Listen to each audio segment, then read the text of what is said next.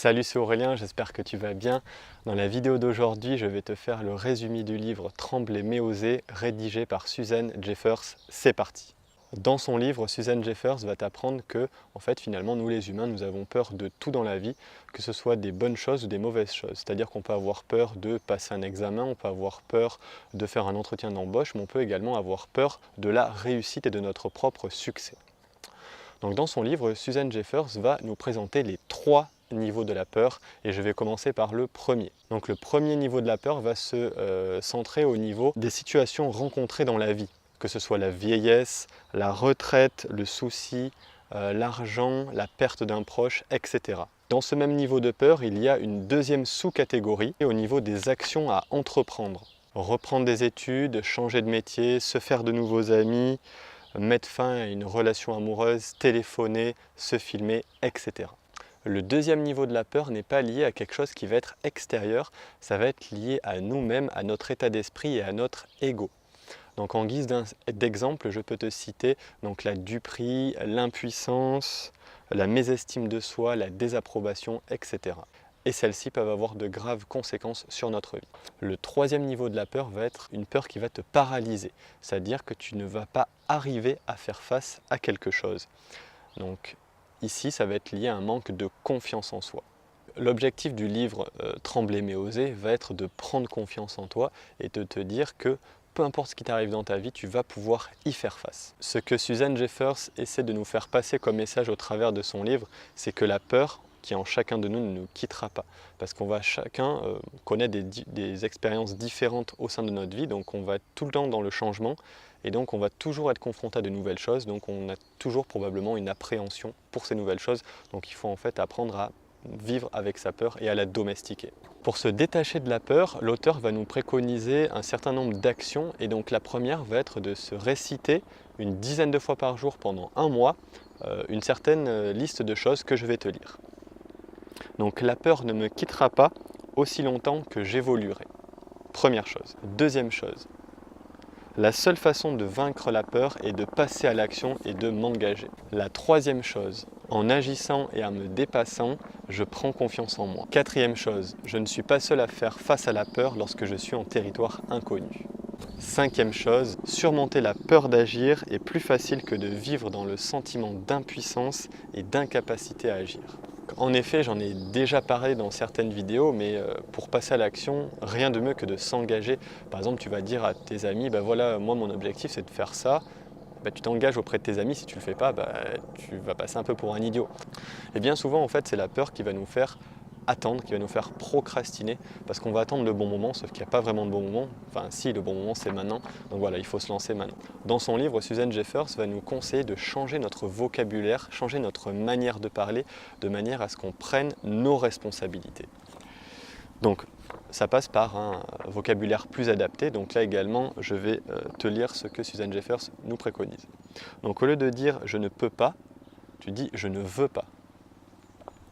Au lieu de « je devrais », je pourrais. Ce n'est pas de ma faute, je suis entièrement responsable. C'est un problème? Non, c'est une chance. J'espère, je sais. Au lieu de dire si seulement, la prochaine fois. Que vais-je faire? Je vais assurer. C'est affreux, c'est une bonne leçon. La vie est un combat, la vie est une aventure. Donc voilà, tu vas changer ton état d'esprit vis-à-vis des événements qui vont se passer dans ta vie, et en prenant une meilleure position, en prenant tes responsabilités, tu vas mieux le vivre parce qu'en fait ce sera de ta responsabilité, donc tu pourras influer, donc tu pourras changer les choses.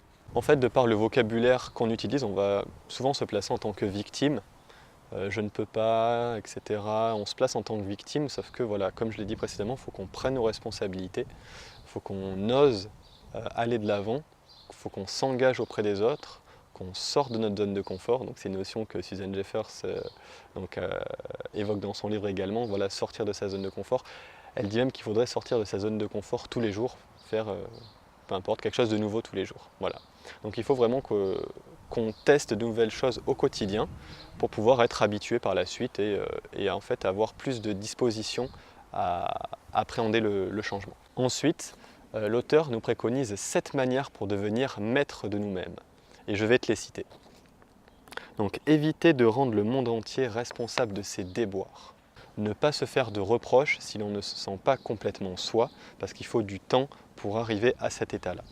Il faut que l'on soit également conscient des moments dans la vie de tous les jours où on se met en statut de victime. Il faut qu'on apprenne à apprivoiser son pire ennemi, qui est notre voix intérieure. Il faut chercher les contreparties qui nous empêchent d'agir au quotidien.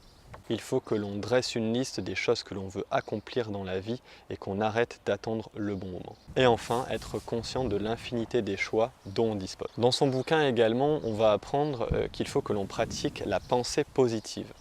Car oui, bon, j'ai un petit peu le soleil dans la tête, j'espère que tu me vois toujours bien, que je dis radis pas trop. La modestie, oui, je connais. Il faut qu'on apprenne à parler positif, comme je l'ai évoqué précédemment, mais qu'on arrive aussi à avoir un état d'esprit positif. Donc 90% des personnes ont tendance à avoir des pensées négatives et 10% des personnes ont des pensées plus positives. C'est vrai qu'on prend un malin plaisir parfois à broyer du noir, on aurait plus à gagner à penser positif. Parce que finalement, c'est nous-mêmes qui choisissons nos propres pensées, donc c'est nous-mêmes qui choisissons de penser à telle chose à tel moment. Donc pourquoi penser à quelque chose de négatif? Pourquoi nous s'imposer ça en fait? Pourquoi on s'inflige ça?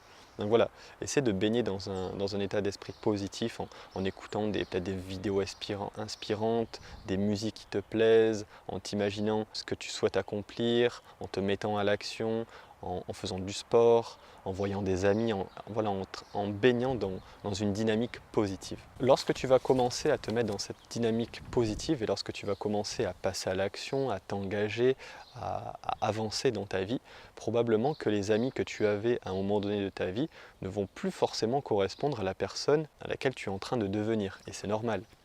Parce que qui se ressemble s'assemble, et on a tendance à attirer à nous les personnes qui nous ressemblent le plus, qui ont le même système de pensée. Et donc en changeant un petit peu ton caractère, en changeant un petit peu ta façon de voir les choses, tu ne vas plus donc correspondre à ces personnes-là. Donc tu vas probablement perdre quelques amis, mais par la suite tu vas en retrouver d'autres qui vont plus correspondre à ce que toi tu souhaites devenir. Donc c'est un passage, je pense, obligatoire. Également, la peur nous étouffe. Dans son livre, il y a une image aussi que j'ai beaucoup aimée. C'est l'image en fait d'un âne qui hésite pour manger 2 bottes de foin. Et donc il ne sait pas laquelle manger, il ne sait pas laquelle est la meilleure. Et finalement, à force d'attendre, eh ben, il va mourir de faim. Voilà, il faut vraiment prendre des décisions. Également, dans la vie de tous les jours, on a tous tendance à être trop prudent, moi le premier. Ça vient aussi de ton éducation, on t'a dit attention à ça, fais attention, tu risques ci, tu risques ça. Et finalement, en fait, ce mode de pensée va pas nous pousser à aller de l'action forcément, parce qu'on doit faire attention. Sauf que c'est en prenant un petit peu de risques, des risques maîtrisés, en sortant de sa zone de confort, qu'on va accomplir de nouvelles choses et de belles choses. Donc il faut arrêter à un moment donné d'être trop dans la sécurité. Bon, je ne te demande pas d'enfreindre la loi, mais il faut savoir prendre des risques maîtrisés pour progresser. Également, on devrait dire oui plus souvent. En disant non, on se positionne plus en statut de victime. En disant non, non, mais je ne peux pas faire ça, non, non. Il faut savoir dire oui plus souvent. Après, il ne faut pas non plus dire oui à tout, hein. Il faut s'affirmer. Voilà, s'il y a quelque chose qui va à l'encontre de ton mode de pensée, tu ne vas pas dire oui juste pour faire plaisir à la personne, non. Il faut justement que tu sois objectif. Il faut que tous, voilà, on apprenne à dire oui plus souvent et à tenter de nouvelles choses. Pour le mot de la fin, j'aimerais te dire que la patience va être notre meilleur allié et l'impatience notre pire ennemi. Donc en fait, il faut comprendre que ce changement, cette prise de confiance en toi, elle ne va pas se faire comme ça. Bon, je ne sais pas faire un bruit stylé, c'est pas grave. Donc oui, ce changement-là, il ne va pas se faire en 2 secondes. Ça va mettre un petit peu de temps et c'est normal parce que ça fait combien de temps que tu vis dans ce mode de pensée-là? Pour le changer, tu ne peux pas changer, je sais pas, 20, 30 ans, 40 ans en 2 jours, quoi. Donc ça va te prendre un petit peu de temps, il faut que tu sois patient. Tu vas commencer à avoir des résultats peu à peu. Et il faut que tu arrives à te nourrir de ça, à te satisfaire de ça. Pas voir la finalité, mais voir ton chemin et ton évolution, et c'est ça qui est le plus beau. Personnellement, ce livre m'a appris pas mal de choses, c'est pour ça que j'ai décidé de t'en faire une vidéo explicative et également un article associé, donc je te mettrai comme d'habitude le lien dans la description. Donc si tu as envie toi aussi d'aller plus loin avec ce livre, voilà, tu peux lire mon article et ou acheter le livre. C'est tout concernant cette vidéo, j'espère que tu as apprécié. Si c'est le cas, abonne-toi à la chaîne, pose un like, commente. Si tu as des questions, je me ferai un plaisir d'y répondre. Moi je te dis à plus, bye bye.